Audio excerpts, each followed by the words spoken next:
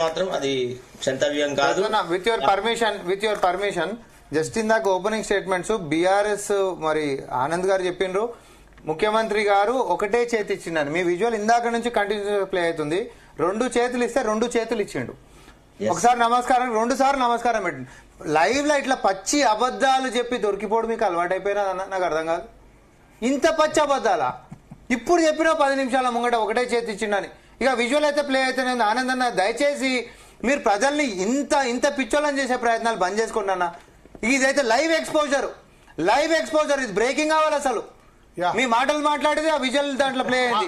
నేనే కన్ఫ్యూజ్ అయినా సేపు. ఆనంద్ గారు మ్యూట్ లో ఉంది మీరు మ్యూట్ లో ఉంది, మ్యూట్ తీసేయండి.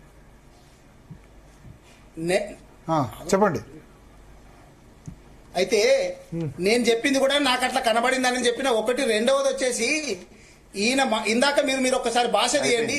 ఈయన ఇటువంటి ఏది కనబడ్డా కానీ అదేటువంటి భాష ఇప్పుడు ఈయన రామ్మోహన్ గారు మాట్లాడినటువంటి భాష కూడా నాకు చెప్పాలంటేనే జుగుప్సాకరంగా ఉంది. మీ స్టూడియో వాళ్ళు కూడా వినుంటారు ఈయన మాట్లాడేటటువంటి భాష.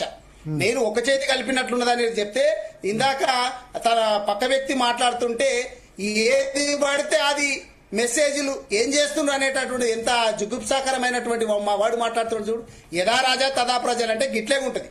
రేవంత్ రెడ్డి గారిని చూసి ఈయన కూడా నేర్చుకొని స్టూడియో కూడా ఇటువంటి భాష మాట్లాడుతున్నాడు అంటే ఆయన మెచ్చుకోవాలి. అటువంటి భాష మాట్లాడుతున్నాడు. అందరికి ఇప్పుడు తెలుసు పాలిటిక్స్ ను డైవర్ట్ చేయడం లోపల ఇందాక చెప్పిన కదా.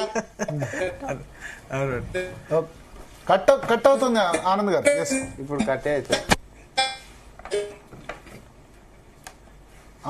ఆనంద్ గారు మీది కట్ అవుతుంది. ఎస్ ఎనీవే ఇప్పుడు భరత్ గారు ఇప్పుడు కాంగ్రెస్ వాళ్ళు ఏం కోరుకుంటారు అంటే కేసీఆర్ గారు అసెంబ్లీ ఖచ్చితంగా రావాలని అందరూ కోరుకుంటారు. మేము కూడా కోరుకుంటాం. ఆయన వస్తేనే ఇప్పుడు అంటే కేసీఆర్ గారు వస్తేనే మీరు పథకాలను అమలు చేస్తారా? అయింది ఒక స్టేట్మెంట్ ఇప్పేనట్టు ముఖ్యమంత్రి గారి దగ్గర నుంచి కేసీఆర్ గారు వస్తేనే పథకాలు ఇస్తామని చెప్పండి. తీసుకొని వస్తారు, కళ్ళజోతులు కట్టుకొచ్చి తీసుకొచ్చి కూర్చోబెడతారు.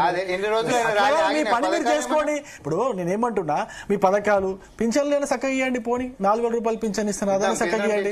మీరు 6,000 రూపాయలు వికలాంగులకు ఇస్తున్నారు, వికలాంగులకని ఇవ్వండి. కేసీఆర్ గారు రావాలి.